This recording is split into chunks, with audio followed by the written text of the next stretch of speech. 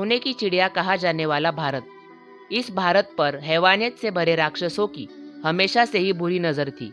जो भी भारत में आता, हमारी महान संस्कृति, सभ्यता और परंपराओं को देखकर हैरान हो जाता।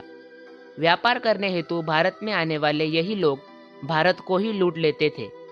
जब पूरे वर्ल्ड में ज़्यादातर समुदाय कमर में पत्ते लपेट के घूमता था, तब भारत के डिफरेंट पार्ट्स में लोग अलग अलग तरह के कपड़े पहनते थे। जब इसी समुदाय के लोगों को 2 वक्त का खाना भी नहीं मिलता था, तब भारत में दाल चावल रोटी अचार जैसी फूड वैरायटीज के साथ साथ मिठाइयाँ भी खाई जाती थी। जिस साइंटिस्ट के इन्वेंशंस को आज आप किताबों में पढ़ते हो, वही इन्वेंशंस को हमारे महान ऋषियों ने तब कर दिए थे जब इन साइंटिस्ट के दादा परदादा का भी जन्म नहीं हुआ। मेरी ये सारी बातें सुनकर बहुत लोग ऑफेंड भी हो जाएंगे और बहुत सारे लोगों को ये बात हजम भी नहीं होगी। पर ट्रूथ इज ट्रूथ, और सच्चाई तो यही है। मैं ये नहीं कहता कि इन साइंटिस्ट ने कुछ भी नहीं किया, बल्कि मैं इनकी बहुत ज़्यादा रिस्पेक्ट करता हूँ। इनका कंट्रीब्यूशन, हार्डवर्क और मेहनत बहुत अप्रिशिएबल है। पर इन्होंने सबसे पहले इन्वेंशंस किए और अपने नाम पर पेटेंट लगा दिया, ये मुझे मान्य नहीं। और मैं यही नहीं मानता कि इन साइंटिस्ट ने ये लॉज सबसे पहले दिए।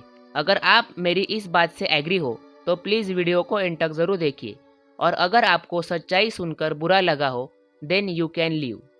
नमस्ते दोस्तों, आज के धमाकेदार वीडियो में आपका स्वागत है। आज हम बात करेंगे कि किस तरह इन्वेडर्स यानी आक्रमणकारी और डिफरेंट टाइप्स ऑफ रूलर्स ने भारत को तबाह किया और भारत का यूज किया। और साथ में बात करेंगे वर्ल्ड की पहली यूनिवर्सिटी यानी विश्वविद्यालय के बारे में। तो आप सोचेंगे कि ये ज़रूर कोई फॉरेन यूनिवर्सिटी होगी। नहीं, दुनिया की पहली यूनिवर्सिटी है नालंदा, जो भारत में थी, जिसे नालंदा विश्वविद्यालय भी कहा जाता है। नालंदा विश्वविद्यालय में दुनिया भर से लोग आयुर्वेद, वेद, लॉजिक, ग्रामर, मेडिसिन, योगा और बुद्धिस्ट फिलॉसफी के साथ बहुत सारे सब्जेक्ट्स सीखने आते थे। सब कुछ ठीक था, स्टूडेंट्स यहाँ आते, सीखते, गुरु उन्हें सिखाते। पर तभी देश में इन्वेडर्स वैसे भी आना शुरू हो गए थे। वैसा ही एक इन्वेडर था बख्तियार खिलजी, जो कि एक दिन इतना बीमार पड़ा कि बहुत सारे दवाई और इलाजों के बाद भी वो ठीक नहीं हो रहा था। पर तभी उसे नालंदा यूनिवर्सिटी के बारे में पता चला और वहाँ के डॉक्टर ने दिए हुई दवाई से वो तुरंत ठीक हो गया। हमारे ऋषियों ने वो करके दिखाया था जो खिलजी के मुस्लिम डॉक्टर्स भी नहीं कर सके, क्योंकि वो हिंदुओं को काफिर मानता था। पर उसके पास दूसरा कोई ऑप्शन नहीं था, इसीलिए वो हमारी दवाई खाने के लिए तैयार हो गया। अगर आप खिलजी की जगह होते तो आप क्या करते? उन ऋषियों का शुक्रिया अदा करते, उन्हें इनाम देते।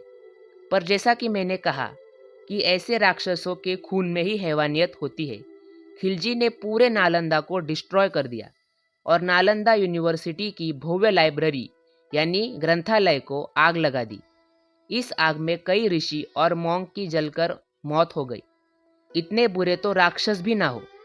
खिलजी जैसे तमाम इन्वेडर्स एक लाइव प्रूफ थे कि कलयुग की शुरुआत हो गई है। नालंदा की लाइब्रेरी यानी ग्रंथालय 3 महीने तक जल रहा था। कैन यू इमेजिन कि लाइब्रेरी कितनी बड़ी होगी और उसमें कितनी सारी किताबें होंगी। हमारे ऋषियों ने लिखे हुए हजारों ग्रंथ, जिसमें कई सारी सर्जरीज, ऑपरेशंस, जड़ी बूटी, आयुर्वेद एंड मेनी मोर के बारे में लिखा होगा, जो 1 सेकेंड में जलकर राख हो गया। और अगर आज वो किताबें होती तो ये इतना सारा नॉलेज का भंडार हमें तभी विश्व गुरु बना चुका होता।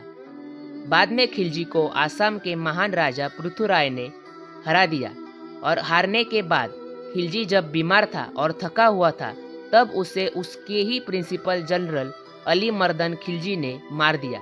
वो कहते हैं ना, कर्म रिटर्न्स। पर यह तबाही यही नहीं रुकी। बाद में मुगल आए और मुगलों ने तोड़फोड़ करना शुरू कर दिया। वो जहाँ जाते वहाँ के मंदिरों को तोड़ते और वहाँ पर मस्जिद बना देते। तोड़फोड़ करने के अलावा तो इनको कुछ आता ही नहीं था।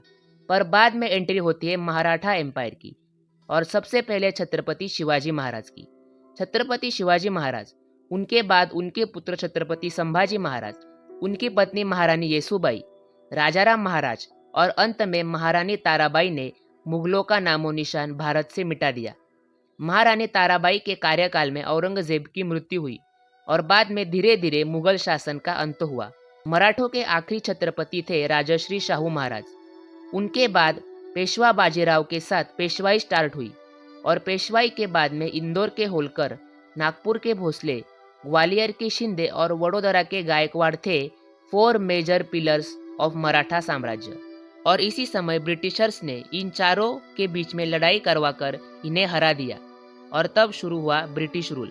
और इसके बारे में तो आपको पता ही होगा, हमारे पास तो बहुत पैसा था, इसकी ही लालच ब्रिटिशों को यहाँ तक ले आई। और आज जो भी ये देश है इकोनॉमिकली स्ट्रॉन्गर हो और कोई और रीज़न से, वो भारत की वजह से है। भले ही टेक्नोलॉजी उनकी हो, पर उसको बनाने लगने वाला बहुत सारा बड़ा खजाना तो वो हमारा ही था। नालंदा जैसी बहुत सारी यूनिवर्सिटीज़ भारत में थी, जैसे कि Takshashila, Vikramshila and many more. उनका भी नालंदा यूनिवर्सिटी जैसा ही हाल हुआ।